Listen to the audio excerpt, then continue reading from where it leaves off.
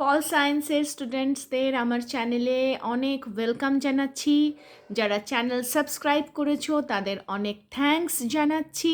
আর যারা এখনও আমার চ্যানেল সাবস্ক্রাইব করোনি তাদেরকে রিকোয়েস্ট জানাচ্ছি আমার চ্যানেলটা তাড়াতাড়ি সাবস্ক্রাইব করে নেওয়ার জন্যে।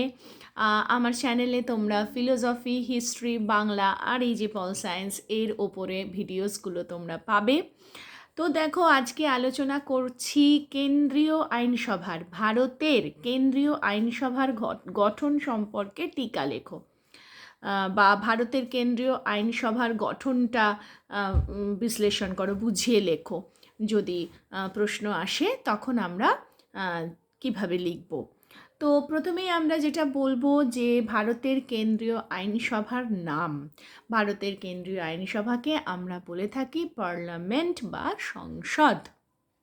এবং এই যে কেন্দ্রীয় আইনসভা, সেটা বিভিন্ন দেশে বিভিন্ন রকমের হতে পারে। কোথাও এক কক্ষ বিশিষ্ট হয়, কোথাও দুটি কক্ষ বিশিষ্ট হয়।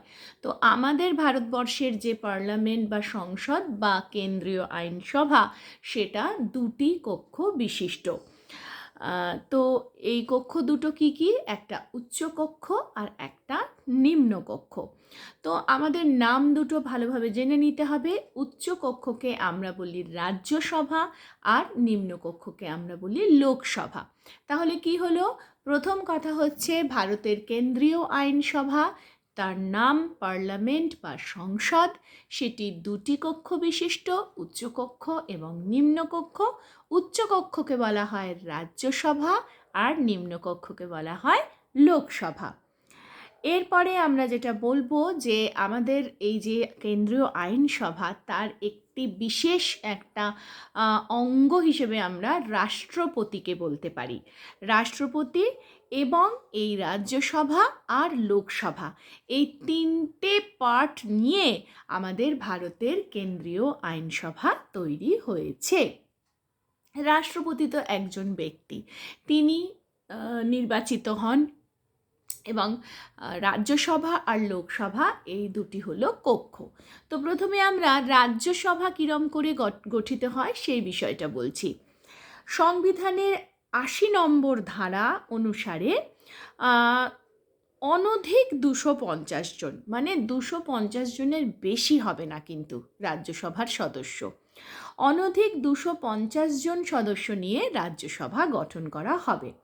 এদের মধ্যে ১২ জন রাষ্ট্রপতি কর্তৃক মনোনীত হয়ে থাকেন। রাষ্ট্রপতি ১২ জনকে মনোনীত করেন। সাহিত্য, বিজ্ঞান, চারুকলা, সমাজসেবা সেবা, মানে বিশেষ বিশেষ ক্ষেত্র থেকে ১২ জনকে মনোনীত করা হয়। তারা সাহিত্য জগতের লোক হতে পারেন, তারা তোমার বিজ্ঞানের লোক হতে পারেন, নানা রকম শিল্পের সঙ্গে যুক্ত লোক হতে পারেন, তারপরে তোমার খেলাধুলা, চলচ্চিত্র, এই সমস্ত মানে বিশেষ বিশেষ যে ক্ষেত্রগুলো রয়েছে, সাংস্কৃতিক দিক থেকে, সামাজিক দিক থেকে, সমাজ সেবার সঙ্গে যুক্ত লোকেরা, সোশ্যাল ওয়ার্কার যারা, তাদের মধ্যে থেকে হতে পারে। এই রকম বিশেষ অভিজ্ঞতা রয়েছে, মানে যাকে আমরা বলি সেলিব্রিটি, সেই রকম বিশিষ্ট লোকদের থেকে এই রকম ১২ জনকে রাষ্ট্রপতি মনোনীত করেন। তাহলে বাকি থেকে গেল ২৩৮ জন। এবার এই ২৩৮ জন ভারতের বিভিন্ন রাজ্য এবং কেন্দ্রশাসিত অঞ্চল থেকে পরোক্ষভাবে নির্বাচিত হন। আসলে রাজ্যসভার সদস্যদের নির্বাচন করার জন্যে আমরা যারা সাধারণ মানুষ, আমরা ভোট দিই না। তারা বিভিন্ন যে রাজ্য রয়েছে সেখান থেকে, বা কেন্দ্রশাসিত অঞ্চল রয়েছে সেখান থেকে তাদেরকে নির্বাচন করা হয়, পরোক্ষভাবে নির্বাচন করা হয়। তাহলে পরোক্ষভাবে নির্বাচনটা কীরকম? প্রতিটা রাজ্যের বিধানসভার নির্বাচিত প্রতিনিধিরা একক হস্তান্তরযোগ্য সমানুপাতিক প্রতিনিধিত্বের ভিত্তিতে রাজ্যসভার প্রতিনিধিদের নির্বাচন করেন। অর্থাৎ এই যে রাজ্যসভার সদস্যরা পরোক্ষভাবে নির্বাচিত হচ্ছে, তাদের নির্বাচনে তাহলে আমরা সাধারণ মানুষরা অংশ নিতে পারি না। কারা অংশ নিতে পারে?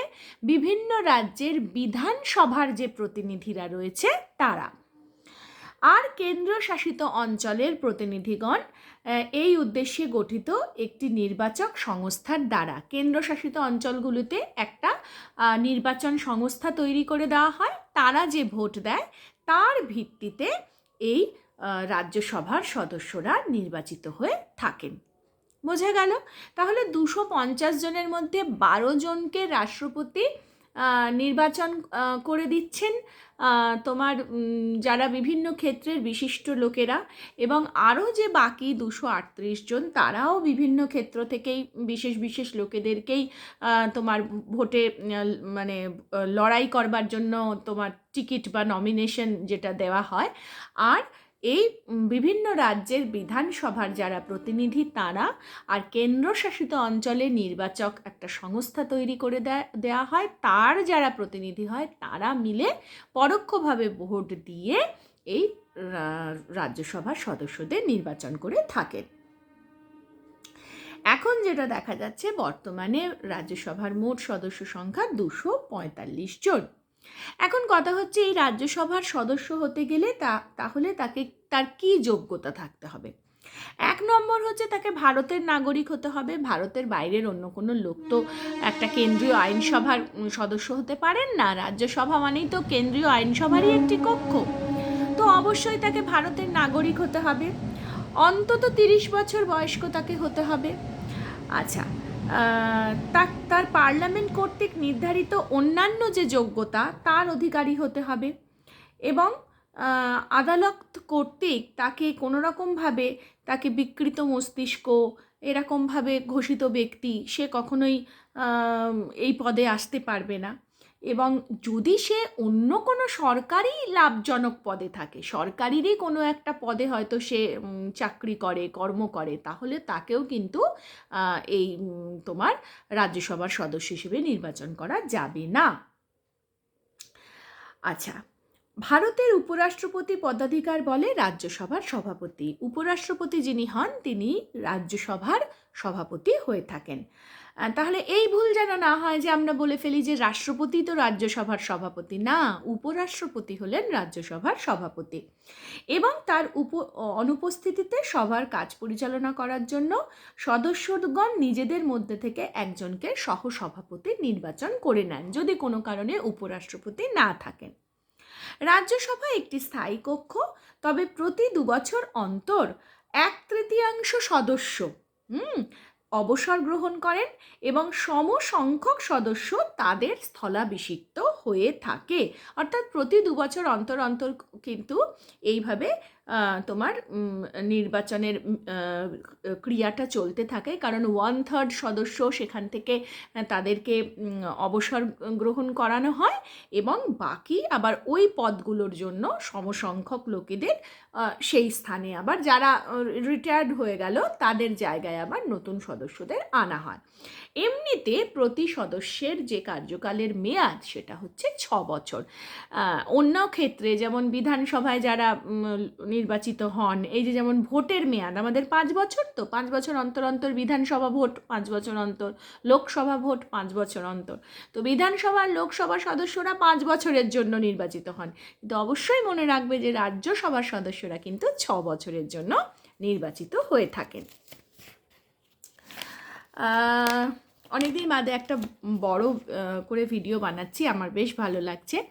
তোমাদের যদি ভিডিওটা ভালো লাগে অবশ্যই কমেন্ট করো, লাইক করো। রাজ্যসভার কোনো সদস্য লোকসভা কিংবা রাজ্য আইনসভার সদস্যপদ গ্রহণ করলে তার রাজ্যসভার সদস্যপদ কিন্তু বাতিল হয়ে যাবে। অর্থাৎ রাজ্যসভার কোনো সদস্য যদি দেখা যায় যে কোনো রাজ্যের আইনসভাতে চলে গেছেন, অর্থাৎ কোনো রাজ্যের বিধানসভায় চলে গেছেন, বা তিনি লোকসভার সদস্য হয়ে গেছেন, তাহলে কিন্তু তার আর রাজ্যসভার পদটা থাকবে না। অর্থাৎ রাজ্যসভার সদস্য হলে শুধুই তুমি রাজ্যসভার থাকবে, তুমি আবার লোকসভারও সদস্য হয়ে গেছো বা কোনো রাজ্যের বিধানসভার সদস্য হয়ে গেছে, তাহলে তোমার রাজ্যসভার পদ থাকবে না, স্বাভাবিক। আচ্ছা, এছাড়াও কিন্তু তাকে যদি দেখা যায় যে নির্বাচিত সদস্যকে দল থেকে বিতাড়িত করা হয়েছে, তাহলেও কিন্তু তার সদস্যপদটি বাতিল হয়ে যাবে। রাজ্যসভার অধিবেশন হয়। লোকসভার যেমন অধিবেশন হয়, রাজ্যসভারও অধিবেশন হয়। রাজ্যসভার অধিবেশন কে আহ্বান করেন? রাষ্ট্রপতি। বছরে কতগুলি অধিবেশন আহ্বান করা হবে সে সম্পর্কে সংবিধানে সেরকম কিছু বলা নেই, তবে সংবিধানে বলা হয়েছে যে রাষ্ট্রপতি একটি অধিবেশন সমাপ্তির পর 6 মাস অতিক্রান্ত হবার আগেই অপর একটি অধিবেশন আহ্বান করতে বাধ্য। রাজ্যসভার মোট সদস্য সংখ্যার 1/10 উপস্থিতিকে কোরাম বলে। এই কোরাম না হওয়া পর্যন্ত সভার কাজ শুরু করতে পারা যায় না। তাহলে রাজ্যসভার এই কোরাম, এটা কিন্তু এমনি শর্টেও আসতে পারে যে কোরাম কি? রাজ্যসভার মোট সদস্য সংখ্যার 1/10 উপস্থিতিকে কোরাম বলা হয়। এরপর দেখো আমরা লোকসভার গঠন বলবো। পার্লামেন্টের নিম্নকক্ষ বা লোকসভা তৈরি হচ্ছে অনধিক 552 জন সদস্যকে নিয়ে। এদের মধ্যে 530 জন সদস্য অঙ্গরাজ্যগুলি থেকে এবং অনধিক 20 জন কেন্দ্রশাসিত অঞ্চলগুলি থেকে সর্বজনীন প্রাপ্তবয়স্কদের ভোটাধিকারের ভিত্তিতে 5 বছরের জন্য নির্বাচিত হন। লোকসভা ভোট হয়, এই সামনেই ভোট আসছে 24-এ। তো লোকসভা ভোটে বিভিন্ন রাজ্য থেকে এবং কেন্দ্রশাসিত অঞ্চল থেকে ভোটের মাধ্যমে সেখানে আমরা ভোট দিই, আমরা আমাদের গণতান্ত্রিক অধিকার প্রয়োগ করি। গণতন্ত্রের প্রধান বৈশিষ্ট্য হচ্ছে নির্বাচনে অংশ নেওয়া। প্রাপ্তবয়স্ক হলেই পুরুষ নারী ধনী দরিদ্র নির্বিশেষে আমরা ভোটে অংশ নিই এবং আমরা ভোট দান করি এবং করে আমরা লোকসভার সদস্যদের নির্বাচন করি। অর্থাৎ রাজ্যসভার মতো লোকসভার সদস্যরা কিন্তু পরোক্ষভাবে নয়, প্রত্যক্ষভাবে আমাদের মতো সাধারণ জনগণের ভোটে নির্বাচিত হচ্ছেন। সেখানে 530টা সিট থাকে রাজ্যগুলো থেকে আর 20টা সিট থাকে কেন্দ্রশাসিত অঞ্চল থেকে। আর ভোটটা কত বছর অন্তর হয়? 5 বছর অন্তর হয়ে থাকে। এবং দেখা যাচ্ছে যে লোকসভার কার্যকালের মেয়াদ 5 বছর। 5 বছর বাদে আবার ভোট হবে। যে দল ভোটে জিতেছিল সেই দলই সরকার তৈরি করবে। এবার যদি দেখা যায় তারাই আবার জিতলো, তাহলে তারাই আবার সরকার গঠন করবে। যেমন ভারতবর্ষের ক্ষেত্রে আমরা দেখছি পরপর 2বার বিজেপি সরকার তৈরি হয়েছে। এবার যদি তারা ভোটে জয়লাভ করেন তাহলে আবারও তাদের সরকার হবে। তারা যদি ভোটে জয়লাভ না করেন তাহলে যে দল জয়লাভ করবে তারা সরকার করবে এবং দ্বিতীয় স্থানে যারা থাকছে তারা বিরোধী দল হিসেবে কাজ করবে। এবং বিরোধী দলের ভূমিকাও কিন্তু যথেষ্ট গুরুত্বপূর্ণ গণতন্ত্রের ক্ষেত্রে। আচ্ছা, এখানে দেখা যাচ্ছে যে লোকসভার সদস্যদেরও যোগ্যতা অবশ্যই তাদের ভারতীয় হতে হবে, কমপক্ষে 30 বছর বয়স হতে হয়। রাজ্যসভার সদস্যদের, সেখানে লোকসভার সদস্যদের 25 বছর অন্তত হতে হয়। বর্তমানে লোকসভার সদস্য সংখ্যা হচ্ছে 545 জন। লোকসভার অধিবেশনও আহ্বান করেন রাষ্ট্রপতি। তিনি লোকসভার প্রথম অধিবেশনে উদ্বোধনী ভাষণ দিয়ে থাকেন। সংবিধান অনুযায়ী লোকসভা এবং রাজ্যসভা একটি অধিবেশন সমাপ্তির পর 6 মাস অতিক্রান্ত হওয়ার আগেই পরবর্তী অধিবেশন আহ্বান করতে রাষ্ট্রপতি বাধ্য থাকেন। অর্থাৎ যেটা হচ্ছে মেন বক্তব্য সেটা হচ্ছে যে আমাদের কেন্দ্রীয় আইনসভা বা পার্লামেন্ট মানে আমাদের ভারতের তার 2টি কক্ষ, উচ্চকক্ষ রাজ্যসভা, নিম্নকক্ষ লোকসভা। রাজ্যসভা সদস্যরা পরোক্ষভাবে নির্বাচিত হচ্ছে, লোকসভার সদস্যরা প্রত্যক্ষভাবে হচ্ছে এবং লোকসভায় যে 5 বছর অন্তর ভোট হয় সেই ভোটের মাধ্যমে লোকসভার সদস্যরা নির্বাচিত হচ্ছে। ভিডিওটা তোমাদের ভালো লাগলে অবশ্যই কমেন্ট করো, লাইক করো।